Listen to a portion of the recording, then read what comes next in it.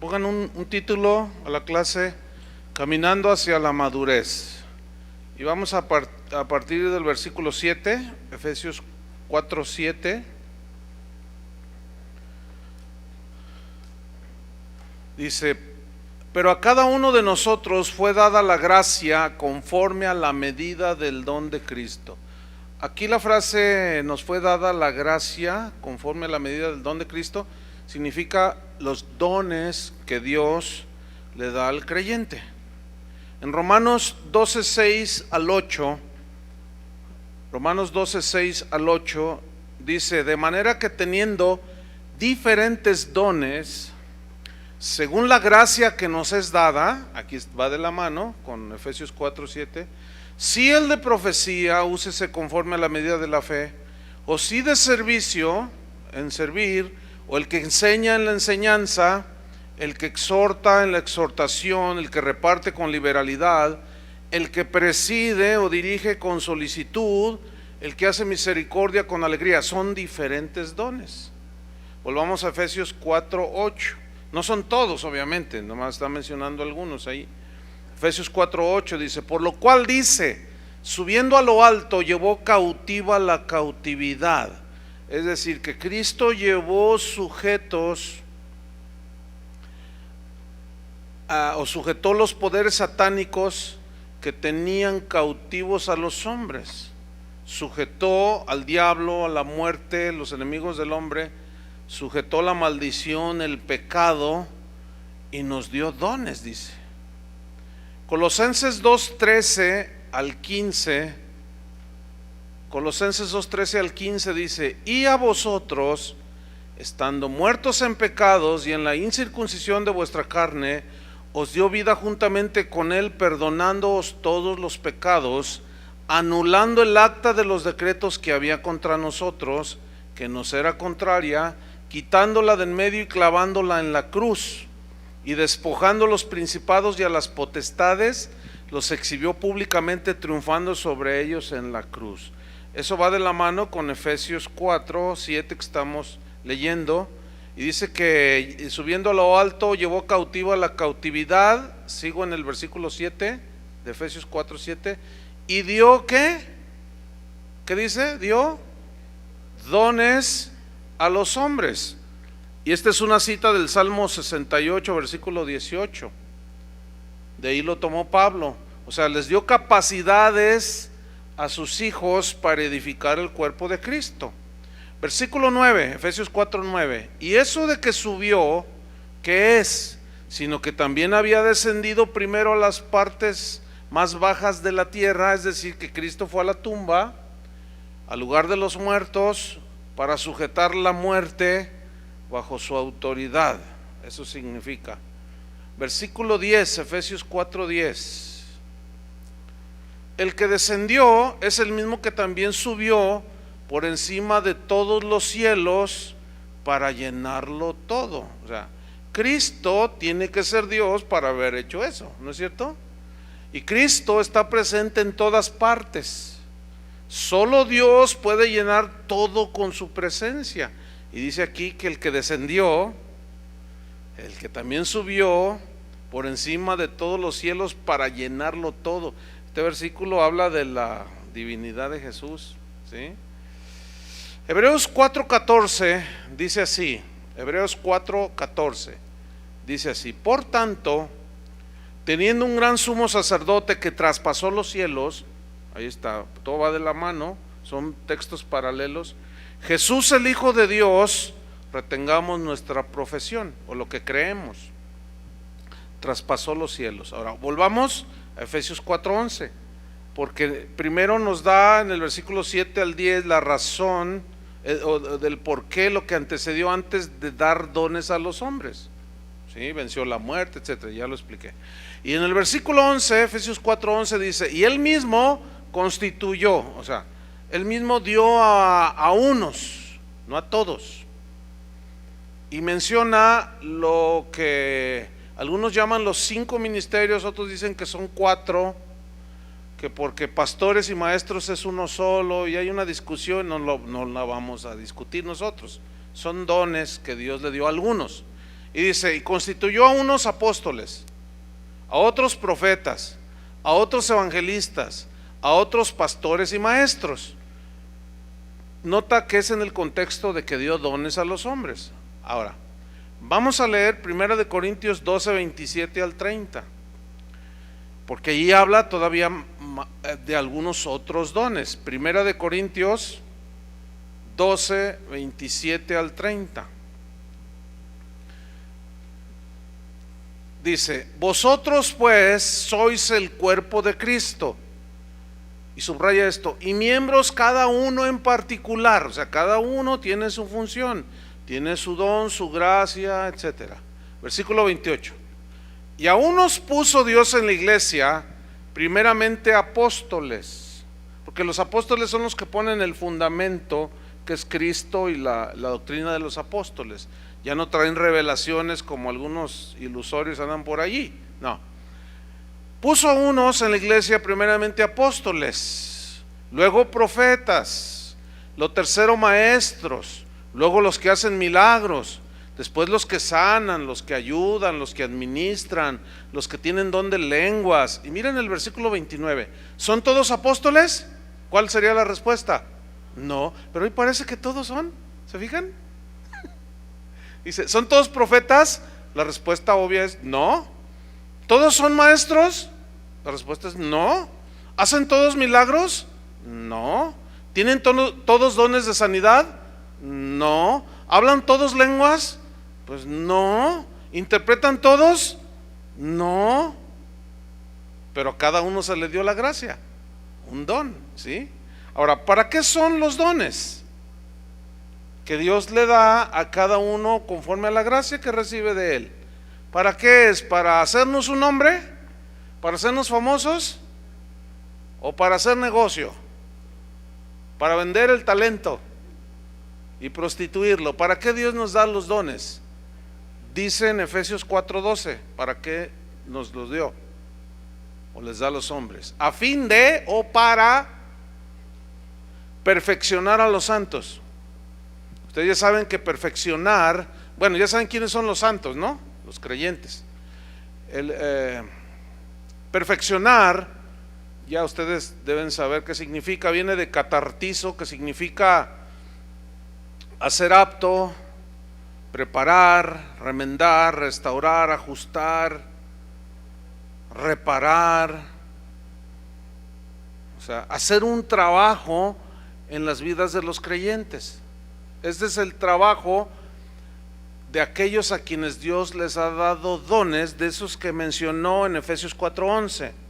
Son los que gobiernan la iglesia, ¿cierto? Apóstoles, profetas, evangelistas, pastores y maestros. Y ese es un don. Yo les he contado cuando recién convertido, bueno, yo quería ser evangelista, pero Dios tenía otro plan, era otra su voluntad, y yo no quería ser pastor, etcétera. Ustedes ya han oído algo de eso. Pero yo le dije, cuando ya finalmente el Señor me dijo, ¿vas a hacer lo que tú quieres hacer o harás lo que yo quiero que hagas? Bueno, finalmente Pepe me inspiró y dije, no, pues hágase tu voluntad. Si quieres que sea pastor, pues voy a ser pastor. Pero sí le dije, pero dame el don. Y la respuesta fue bien obvia. Yo nunca llamo a nadie sin darle la gracia. O sea, para lo que Dios te llame, Él te va a dar la gracia, Él te va a dar el favor, Él te va a dar el don. Pero tú tienes que avivar el fuego del don que te ha sido dado. O sea, te da el don, pero tú tienes que trabajar sobre él. ¿Sí? Si es de enseñar la palabra, ¿qué tienes que hacer? Estudiar. No te viene por revelación. O sea, la revelación te viene por estudiar, y luego te da la habilidad de enseñar. Entonces dice, a fin de perfeccionar a los santos. Ese es el propósito de los dones, no para hacer lo que muchos hacen. Y luego también, ¿cuál es otro propósito? Para la obra del ministerio, o sea, perfeccionarlos, capacitarlos, llevarlos hacia la madurez, para que los santos hagan ¿qué? La obra del ministerio, el trabajo del ministerio. Y obrar aquí significa ayudar al que está en necesidad. ¿Y cómo está el mundo? En necesidad. Entonces tú haces la obra de predicar, de ser testigo de Jesús. Llevas el auxilio, llevas la ayuda, la oración, qué sé yo, tantas cosas. La obra del ministerio. Ahí se comprueba pues que el pastor no debe ser un todólogo. Sí, porque el pastor no tiene todos los dones. No, miren, yo por ahí guardo 2, 3 tarjetitas que me han entregado así en los eventos. Y pastor, aquí estoy a sus órdenes, y me dan una tarjetita. ¿Cuánta gente tiene? Me pregunta que aquí le doy mi tarjetita para lo que se le ofrezca. Lástima que se me olvidó. Ahorita es que viene a mi mente, por ahí las guardo para leérselas lo que dice. No se miden estos tremendos. Dicen, fulano de tal, apóstol, evangelista, pastor y maestro, además con un reconocimiento en psicología familiar, experto en consejería matrimonial, poseo los 5 dones del ministerio y otros tantos más que Dios me ha dado para la bendición y la edificación de la iglesia de Cristo. Ay, ¿y la gloria? Imagínate con esa presentación. Tú no tienes que andarte presentando de esa manera tan paupérrima, tan miserable y tan orgullosa. Cálmate, Pancho. No, hombre, no. ¿Para qué es el don de Dios? Para la edificación. ¿De qué? Estoy en el versículo 12, Efesios 4:12. Para la edificación, uno es para perfeccionar, uno es para perfeccionar, otro es para que ellos hagan, o sea, ustedes capacitados hagan la obra allá en el mundo, sean testigos de Jesús, y para la edificación del cuerpo de Cristo, o sea, para llevarlos a ustedes hacia la madurez. En 1 Corintios 4:3 dice específicamente sobre el que profetiza. 1 Corintios 14:3, corrijo. Dice, pero el que profetiza habla a los hombres para 3 cosas: edificación, o sea, construye espiritualmente en la vida del creyente; exhortación, que tiene que ver con reprensión; y consolación, o sea, tiene que ejercer estos 3 digamos puntos de lo que es profetizar. Pero aquí profetizar, no tengo tiempo para meterme en eso, pero aquí profetizar habla de predicar la palabra, no tanto de que tú mañana te vas a ir en un camión ruta 25, pero no te subas en ese, mejor súbete en el 52, porque no estoy hablando de eso. Sí, está aquí, porque aquí profetizar habla de proclamar el evangelio, y tiene que haber estas cosas, se tiene que edificar. Está la llamada de atención, la reprensión, ¿sí?, la recomendación, pero también la consolación, ¿sí? Segunda de Corintios 10:8, Pablo allí escribe acerca del don de apóstol. ¿Para qué es? Segunda de Corintios 10:8, y espero que oigan algunos apostolines que andan por allí, espero que alguna vez hayan leído esta escritura, y si nunca la han leído, pues se las compartimos con cariño, ¿no? ¿Sí? Segunda de Corintios 10:8 dice, porque aunque me gloríe algo más todavía de nuestra autoridad, la cual autoridad del Señor nos dio para edificación y no para destrucción. ¿Qué es lo que andan muchos haciendo hoy con sus herejías? Destruyendo, pervirtiendo el evangelio, porque lo adulteran, se promueven a sí mismos y no edifican el cuerpo de Cristo. Al contrario, la gente está más cautiva, salen más presionados, salen más desconcertados en lugar de salir edificados, ¿sí?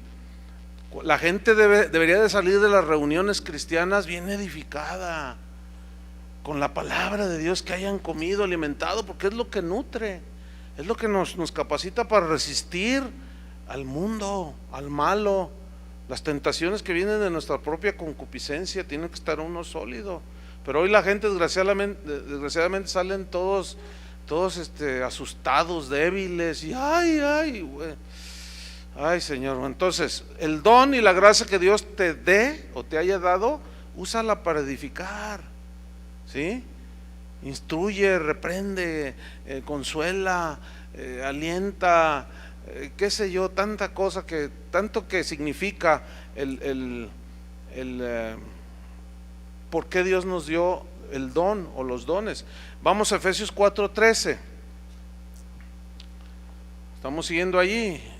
Dice que Él dio apóstoles, evangelistas, pastores, maestros, etcétera, a fin de perfeccionar a los santos para la obra del ministerio, para la edificación del cuerpo de Cristo, ese hasta significa que hay una meta a seguir. Y ese hasta habla de un tiempo que generalmente es prolongado. ¿Hasta qué?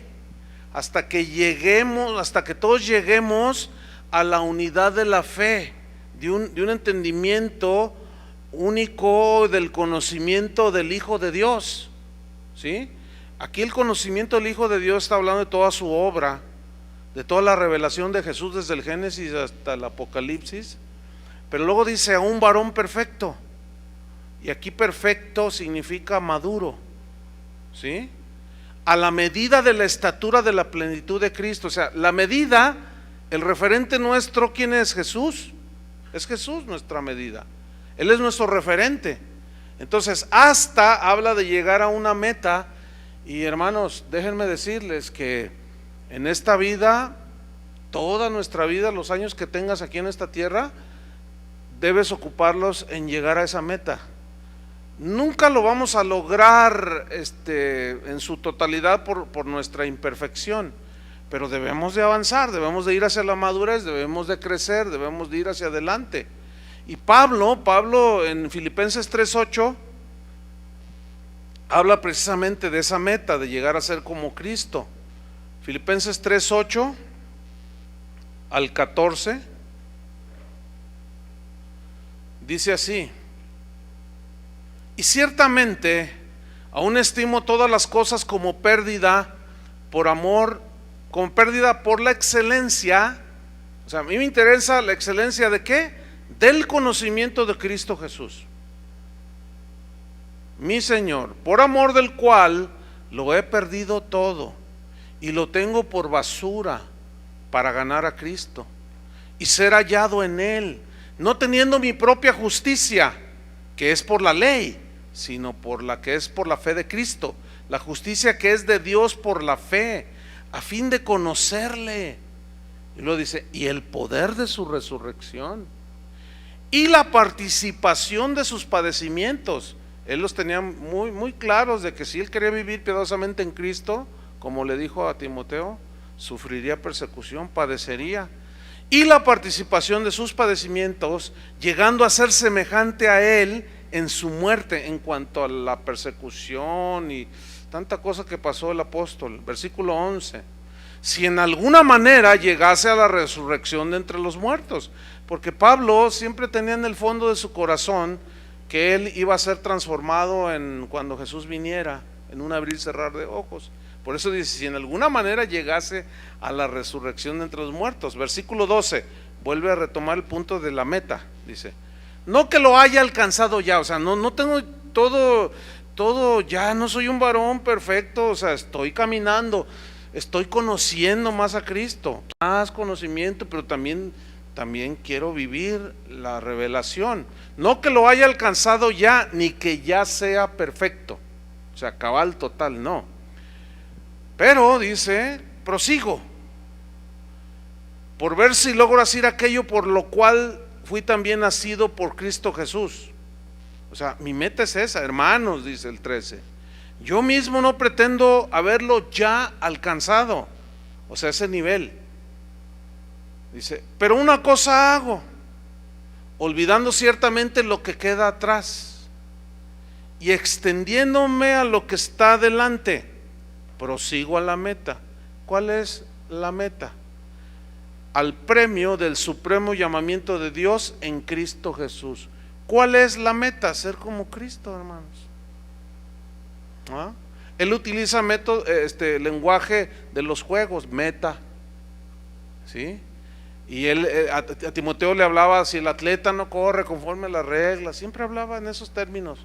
Entonces él habla en Hebreos 12, habla también la figura de que todos los que corren en el estadio son espectadores y son los testigos, etcétera. Dice, pues yo prosigo a la meta, yo estoy en la carrera del ministerio, honro mi ministerio, yo quiero cumplir con mi ministerio porque Dios me va a pedir cuentas.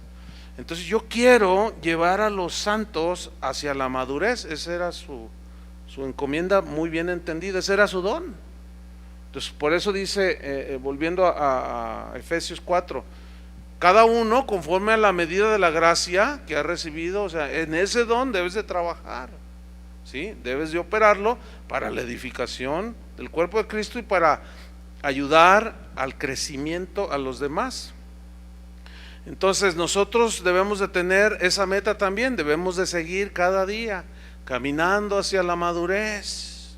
Primera de Corintios 2:6. Primera de Corintios 2:6. Los corintios se estancaron, no tenían muchos dones, pero no maduraban. Fíjate, los dones es un regalo de Dios, pero el carácter es algo que tú desarrollas, ¿sí? La humildad es un fruto del carácter. La mansedumbre igual, no es un don, es algo que se desarrolla. El don no cuesta nada recibirlo, es una gracia. Pero el carácter sí nos cuesta humillarnos, obedecer para desarrollar el carácter. Y mira aquí Pablo a los corintios lo que les dice en 1 Corintios 2:6. Sin embargo, hablamos sabiduría entre los que han alcanzado, fíjate esa palabra, han alcanzado, ya llegaron a cierto nivel. ¿Qué alcanzaron? Dice, madurez. Y sabiduría no de este siglo, o sea, no del mundo, ni de los príncipes de este mundo que perecen. Entonces él hablaba de una sabiduría que los corintios no podían entender, porque sí tenían dones, pero no les interesaba el conocimiento. Y hoy, fíjate, hoy el énfasis que se le da es a los dones, a los carismas. Ay, es bien simpático, ay, qué lindo canta. Oye, pero ese cuate, pues está comprobado que esto y esto y esto. No, a mí no me importa. Sus cantos me bendicen. Es lo mismo que dicen los seguidores de Michael Jackson. A los seguidores de Michael Jackson no les importa que él haya sido un violador de niños, no les importa que estaba comprobadísimo que abusaba de los niños y que llegó a pagar hasta millones de dólares para limpiar su nombre. Todo el mundo lo sabe eso. Y a los fans de Michael Jackson no les interesaba. Dicen, a mí qué me importa lo que haga con su vida privada, dicen. A mí, ay, sus cantos, ay. A mí eso es lo que me interesa. Y esa misma onda se mete en los cristianos hoy. Ay, a mí no me importa que de su vida no juzguen, déjenlo, que él dará cuentas a Dios, dejen que Dios trate con él. Pero a mí, ay, sus cantos me llevan al quinto cielo. Ya te inventaron otros dos. Ay, no, el poder, la unción que tiene. A mí qué me importa que les saque la plata a la gente. Ay, no, tú no lo juzgues, tú, envidioso, te dicen, ¿no? Tú déjalo, pero qué poder. No, a mí me bendice. Hoy cuando miro aquellos milagros espectaculares, ¿dónde está el carácter? Se ve la soberbia que irradia por todos los poros, ¿verdad? El gran apóstol, y les ponen, no sé si han visto algunos las sillas que les ponen, para que el Luis XV les queda chiquito. Esta es una sillita tranquilita. Pero miren, una vez estábamos en una reunión donde pues había uno grande y estaba así. Yo les conté que dirigimos la alabanza, ¿no? ¿Se acuerdan? Y le pusieron una sillota, pero era una silla de esas Luis XV, de esas con ¿cómo le llaman? ¿De oro? ¿Cómo le llaman? Con chapa de hoja de oro, algo así, ¿no? Que es oro, o sea, así en polvo, que lo pintan y no, hombre, era un trono alto y sublime, y sus faldas llenaban el auditorio. Entonces dije yo, ay, Dios mío, ¿quién es este engendro? Eso es en Chuy capítulo 1.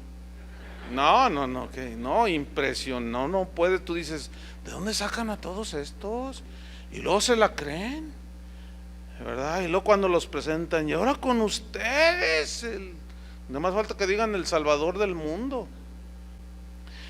¿Por qué? Porque manifiestan dones, carismas, simpatías, verborrea y cuanta cosa, pero ¿y la reproducción del carácter de Cristo? ¿Dónde está? Eso no vende. Hebreos 5:12. Pablo insistía en que los cristianos, no solo con los corintios, también escribió a los cristianos hebreos que estaban dispersos por todos lados, y insistía en que debían de ir a la madurez.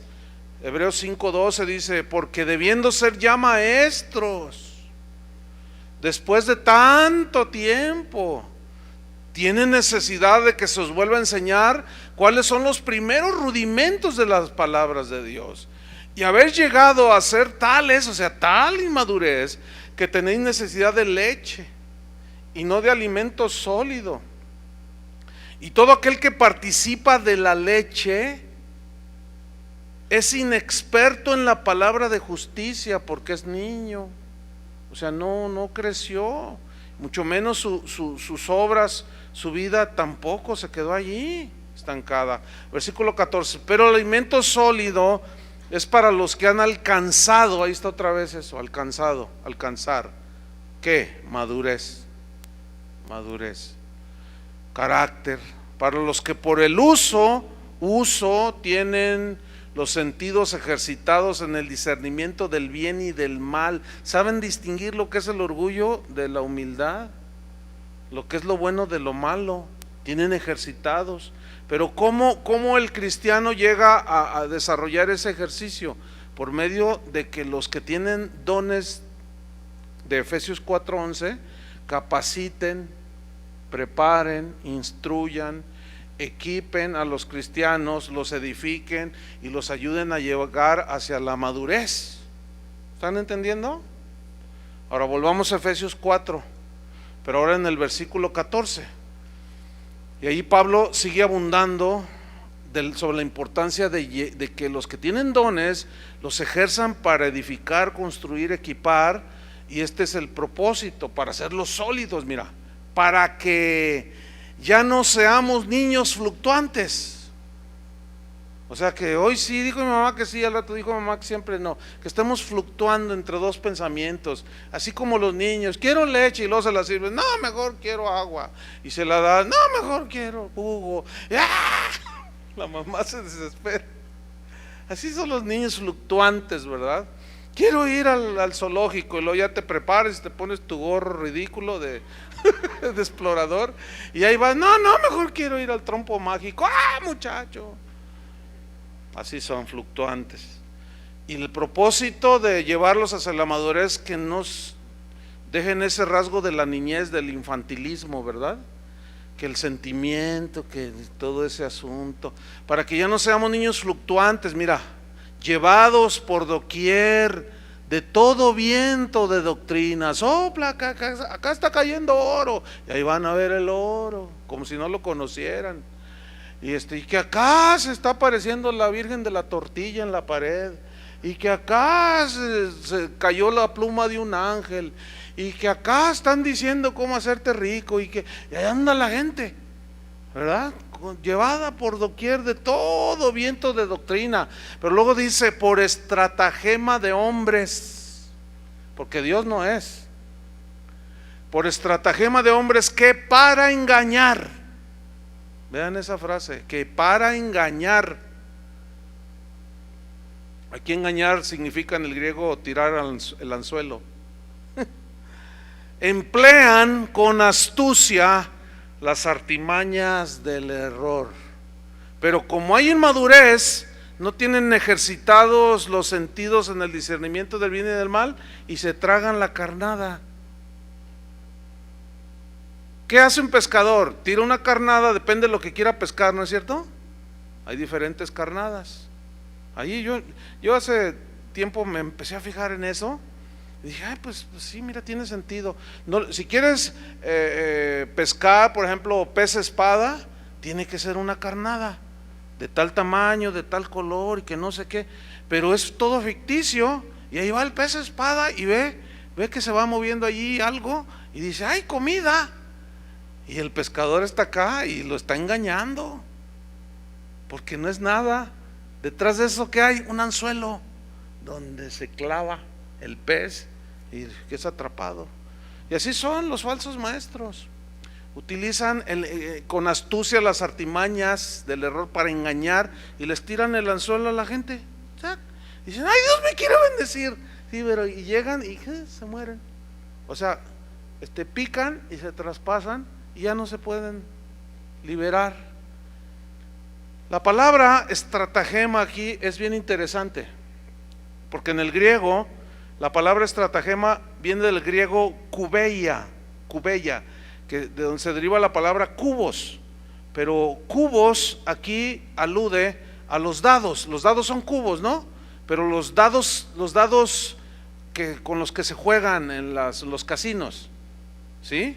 Y significa dados cargados. ¿Qué son los dados cargados? Son manipulados para que el jugador de dados siempre haga sus movimientos y siempre caigan a favor de él. Esos son los dados cargados. Entonces le hace trampa al otro y el otro cree que está compitiendo bien, pero no. Es como los que juegan naipes también, que se sacan, dicen, el as de la manga. ¿Han oído esa frase? Sí, pero eso es hacer trampa, sacar un as de la manga.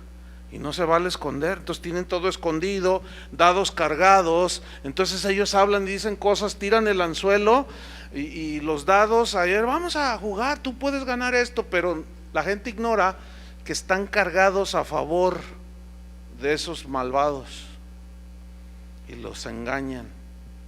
Por eso Pablo dice, no, es que los dones que Dios dio a los hombres es para la edificación del cuerpo de Cristo, para llevarlos hacia la meta, hacia la madurez, ser como Cristo, que sepan discernir cuándo es el diablo, cuándo son ellos, cuándo es pecado, cuándo no es, cuándo tiene que ver algo con la conciencia o con una opinión humana, llevarlos hacia la madurez y no se dejen llevar por las trampas de los falsos. Déjame leerte Efesios 4:14 en una versión amplificada. Efesios 4:14 dice así: así que así no nos portaremos como niños, ni seremos como un barco a la deriva que es arrastrado por cualquier corriente nueva de quienes buscan engañarnos con sus trampas. Buena traducción. Volvamos para terminar Efesios 4:15. Sino que siguiendo la verdad en amor. La verdad, hermanos, es las verdades del Evangelio. La verdad nunca debe ser sacrificada en nombre del amor. ¿Escucharon eso? Nunca. Primero es la verdad, porque dice siguiendo la verdad. Primero está la verdad en amor, y eso habla de que la verdad no debe ser sacrificada en nombre del amor. Sin embargo, debe ser mantenida y practicada la verdad, pero en amor. Un ejemplo de sacrificar la verdad en nombre del amor es el ecumenismo. Todos somos hermanos, ¿no? Pues que nos juntamos a orar, el budista, el cristiano, el católico, el mormón, todos somos hermanos. Oye, pero espérame, Juan dijo, si alguno no tiene esta doctrina, la doctrina bíblica, no le digáis bienvenido porque participas de sus malas obras. No, pero entonces ¿dónde está el amor? Entonces no, mira, por amor todos somos hermanos. No, están equivocados. No podemos sacrificar el amor, la verdad en nombre del amor. No, es un error. No sé si me expliqué. Entonces dice, no, tienen que tener la verdad, ¿verdad? Pero en amor, sigan la verdad, pero en amor. Porque eso dice el versículo 15, nos hace crecer en todo. O sea, cuando alguien peca en la iglesia, debemos de seguir la verdad. ¿Cuál es la verdad? ¿Qué dice la Biblia al respecto? Pues debe haber disciplina, ¿no? ¿Sí o no? Entonces, la verdad es que tiene que haber una disciplina para el infractor, pero esa disciplina debe de aplicarse ¿cómo? Con amor, considerándote a ti mismo. Dice Gálatas 6:1. Si alguno es sorprendido de alguna falta, vosotros que sois espirituales, o sea, ya han alcanzado una madurez, ¿entiende qué es el liderazgo? Dice, restauradle con espíritu de mansedumbre, considerándote a ti mismo, no sea que tú también seas tentado. Entonces, ¿cómo debe ser la disciplina? Firme, con la verdad, pero en amor. Entonces, en nombre del amor, dice, no, es que si lo disciplinamos se va. Es que si lo disciplinamos luego se va a ofender, se va a enojar hasta su esposa y hasta los hijos, y vamos a hacer piedra de tropiezo. ¿Quién te dijo? Eso no es seguir la verdad en amor. Eso es sacrificar la verdad bajo un supuesto amor, y ese es un gravísimo error, y es muy común que suceda esto. Entonces, siguiendo la verdad en amor, crezcamos, dice el versículo 15. ¿Crezcamos en qué? En todo lo que tiene que ver con nuestro andar en Cristo, nuestra vida cristiana. Crezcamos en todo, en aquel, o sea, crecer en Cristo, que es la cabeza, esto es Cristo. O sea, Pablo lo que está diciendo es que Dios quiere que llevamos esta transición normal de niños a hombres maduros, de niñas a mujeres maduras. Efesios 4:16, de quien todo el cuerpo, o sea Cristo, de quien todo el cuerpo, que somos nosotros, bien concertado y, ¿qué dice? Unido entre sí por todas las coyunturas que se ayudan. Nota que no dice que compiten entre ellos, que se ayudan según la actividad propia de cada miembro, de cada uno. Recibe su ¿qué? Su crecimiento para ir edificándose en amor. Esto echa por tierra la competencia entre los hijos de Dios. Es bien triste escuchar a pastores diciéndoles a sus ovejas y arengándolos: vamos a ser la mejor iglesia de la ciudad, amén, hermanos. Y todas las ovejitas dicen amén, se la creen. Una hermana decía que estuvo en una iglesia en los Estados Unidos donde allá hay zonas, hay lugares donde hay iglesias, hay cuadras. Yo he visto esto en Nueva York, hay cuadras enteras donde hay hasta una iglesia detrás de otra. No sé si han visto esto. O sea, está por ejemplo casa de oración, luego aquí enfrente está otra, enfrente otra, así están, y de todos tipos y sabores. La gente llega y se mete a la que quiere. Y dice una hermana, me contaba que ella estaba en una iglesia donde había otras así enfrente. Entonces dice, mire pastor, dice, cada domingo, dice, hermanos, no sé si ya supieron que los de allá enfrente de la fachada rosa ya compraron un piano nuevo. Compraron uno de cola, marca fulana. Pues hermanos, no nos vamos a dejar, ¿verdad que no? ¿O no quieren tener el mejor piano en nuestra iglesia para darle la mejor alabanza al Señor? Y las ovejitas, sí. Bueno, hermanos, pues gloria al Señor, vamos a darle gloria a su nombre. El piano vale $15,000. Vengan y ahorita, y ahí van las ovejas. Fíjate nomás. Otro, y después dice que el mismo pastor dijo, hermanos, pues miren, la alfombra que tenemos tiene 2 años, pero los de allá de la esquina mandaron traer una alfombra persa. Hermanos, ¿en cuál está? La de nosotros nomás tiene el nombre Luxor, pero no es de allá, es made in China. Entonces, no, hermanos, vamos, ¿qué les parece si mandamos traer una alfombra digna de nuestros piecitos, que son bienaventurados y bonitos los pies que llevan el evangelio? Pero pues el auditorio es grandecito y pues cuesta tanto. Imaginen, qué asquerosidad, hermanos. Hasta quién sé qué siento contar eso. Nada que ver, pura competencia. Y vuelve a resurgir el G12. Algunos dicen, bueno, ¿tú qué traes con el G12? Traigo todo en contra, porque es un nido de lo peor. Producen y reproducen de lo peor. Es un espíritu de competencia que se promueve espantoso. ¿Cuántos grupos de 12 tienes? 2. No, hermano, tú dile cuántos tienes. 15. Como ella, como él, todos, ¿o qué? Miren, véalo a él. ¿Y qué está promoviendo? Pues ¿qué dice la Biblia? conforme a la gracia que cada uno, el don que recibió, que se ayuda a cada miembro mutuamente, recibe su ¿qué? Su crecimiento. No estamos para competir, hermanos.